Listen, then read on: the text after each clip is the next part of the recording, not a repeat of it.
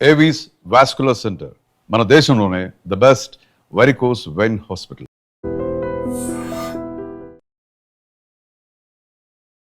నమస్తే, welcome to iDream talking point with Kavitha.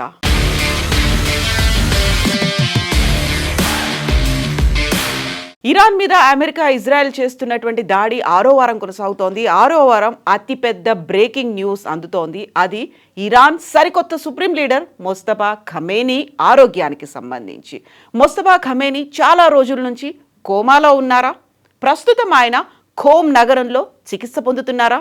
Iran ప్రభుత్వం తీసుకుంటున్న నిర్ణయాలతో మొస్తఫా ప్రమేయం అసలేం లేదా అంటే అవుననేటువంటి సమాచారం ఇప్పుడు అంతర్జాతీయ మీడియా అందిస్తోంది.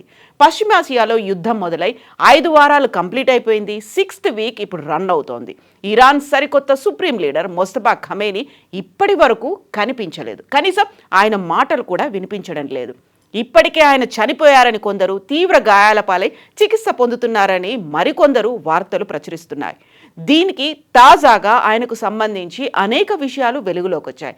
ముఖ్యంగా ఆయన ప్రస్తుతం కోమాలో ఉన్నారని, ఇరాన్ నగరంలో ఉన్నటువంటి ఖోమ్ నగరంలో రహస్యంగా చికిత్స కూడా తీసుకుంటున్నారని సమాచారాలు అందుతున్నాయి.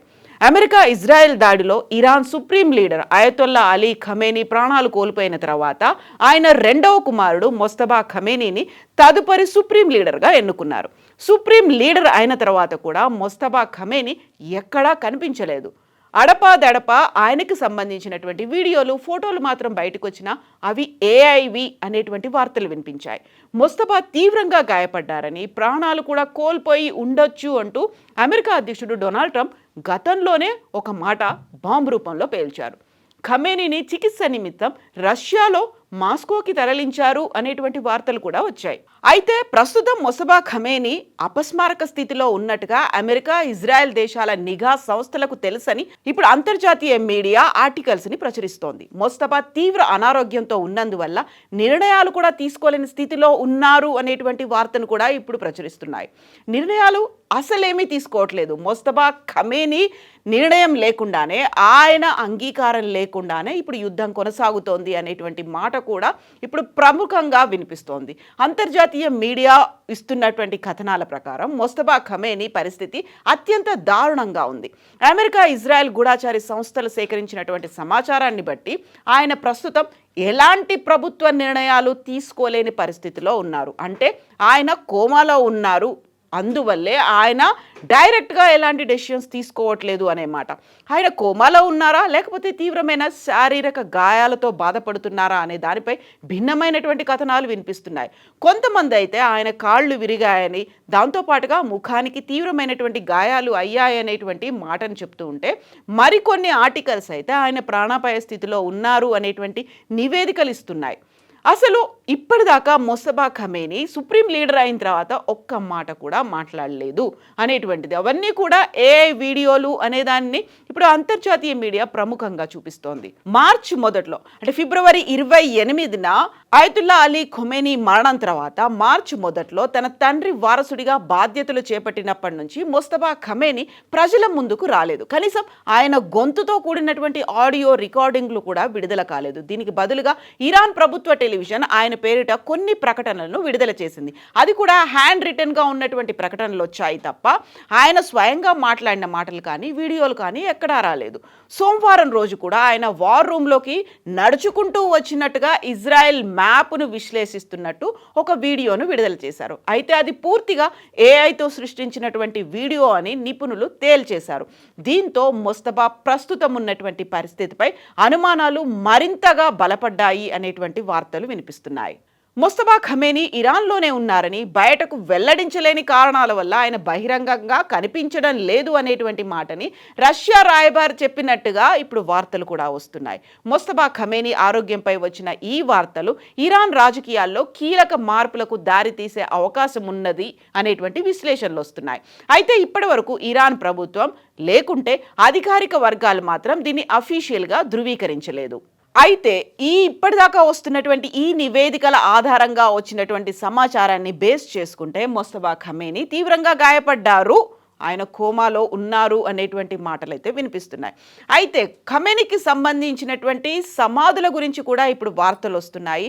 పవిత్రమైనటువంటి ఖోమ్ నగరంలో అలీ ఖమేనీ అంత్యక్రియల కోసం భారీ సమాధి నిర్మాణ పనులు జరుగుతున్నట్లుగా శాటిలైట్ సమాచారం ద్వారా వార్తలు వస్తున్నాయి. అందులోనూ ఇక్కడున్నటువంటి విశేషం ఒకరి కోసమే కాకుండా ఎక్కువ మంది కోసం, అంటే ఖమేనీ కుటుంబ సభ్యుల కోసం సమాధుల స్థలాన్ని సిద్ధం చేస్తున్నట్టుగా శాటిలైట్ ఇమేజెస్ వెల్లడిస్తున్నాయి. అదే దాడిలో అయతుల్లా అలీ ఖమేనీతో పాటుగా ఆయన భార్య అలాగే కొడుకు కోడలు కూడా మరణించారు. ఇప్పుడు మొస్తఫా ఖమేనీ భార్య కుమారుడు కూడా ఆ దాడిలో మరణించారు. మొస్తఫా పరిస్థితి కూడా విషమంగా ఉండడంతో ఆయనను కూడా అక్కడే ఖననం చేసేందుకు ఏర్పాట్లు జరుగుతున్నాయా అనేటువంటి సందేహాలతో కూడినటువంటి నివేదికలు, ఆర్టికల్స్ కూడా ఇప్పుడు అంతర్జాతీయ మీడియాలో ప్రచురితమవుతున్నాయి. వీటన్నిటి నేపథ్యంలో ఇరాన్ రాజధాని టెహ్రాన్ నగరం మౌనంతో నిండినటువంటి ఆందోళనతో నిండిపోయింది. ప్రజలు కూడా ఆందోళనలో పార్టిసిపేట్ చేస్తున్నారు. ఇరాన్ అధికారులు మాత్రం తమ సుప్రీం లీడర్ క్షేమంగానే ఉన్నారని, దేశ బాధ్యతలను ఆయనే స్వయంగా పర్యవేక్షిస్తున్నారు అనేటువంటి మాటని చాలా స్ట్రాంగ్గా చెప్తున్నారు. అయితే వాస్తవ పరిస్థితులు దానికి భిన్నంగా ఉండడంతో ఇరాన్ నాయకత్వంలో గందరగోళం నెలకొంది. ఇరాన్ అమెరికా యుద్ధం క్లైమాక్స్కు చేరుతున్న వేళ దేశాధినేత ఆచూకీ ఆరోగ్యంపై నెలకొన్న ఈ సస్పెన్స్ అంతర్జాతీయ రాజకీయాల్లో పెను మార్పులకు తావిచ్చేలా కనిపిస్తోంది. అయితే ముందు నుంచి మొస్తఫా ఖమేనీకి సంబంధించి ఈ వార్తలు ఎందుకని ఇంతలా వైరల్ అవుతున్నాయి?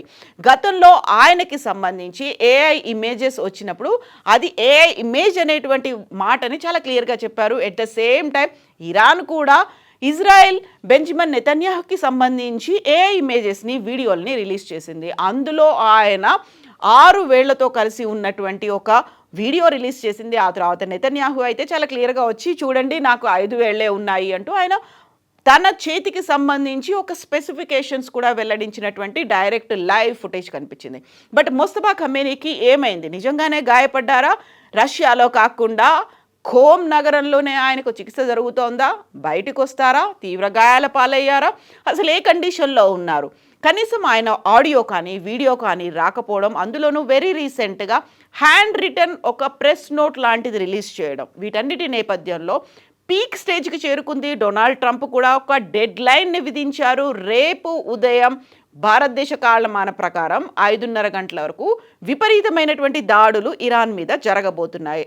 అందులో పవర్ ప్లాంట్ల మీద కావచ్చు, లేకపోతే అక్కడ ఉన్నటువంటి బ్రిడ్జెస్ మీద ట్యూస్డే ఈవినింగ్, అంటే అమెరికా ఈవినింగ్ టైంలో దాడులు తీవ్ర స్థాయిలో జరుగుతాయి అనుకున్నప్పుడు ఈ వార్తని కేవలం ఒక మ్యానిపులేషన్ కోసం యూస్ చేస్తున్నారా, డైవర్షన్ కోసం వాడుతున్నారా, అసలు ఏం జరుగుతోంది అనేది ఒక పెద్ద క్వశ్చన్ మార్క్గా మారింది. మీరేమనుకుంటున్నారో కామెంట్స్ రూపంలో తెలియజేయండి. And for more videos, Please subscribe to iDream. Please subscribe to iDream. Please subscribe iDream. And please subscribe to iDream. For more videos, subscribe to iDream. please like, share and subscribe to the channel. Congratulations, iDream. Subscribe to iDream. Subscribe to iDream. So subscribe to iDream Media.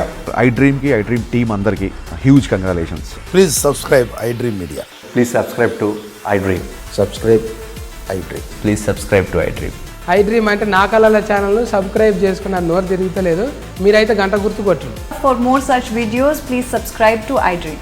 Subscribe to iDream. Please subscribe to iDream. Please subscribe iDream Media. Please do subscribe to iDream. Please subscribe to iDream Media. For best entertainment and information, please subscribe iDream. And don't forget to subscribe to iDream.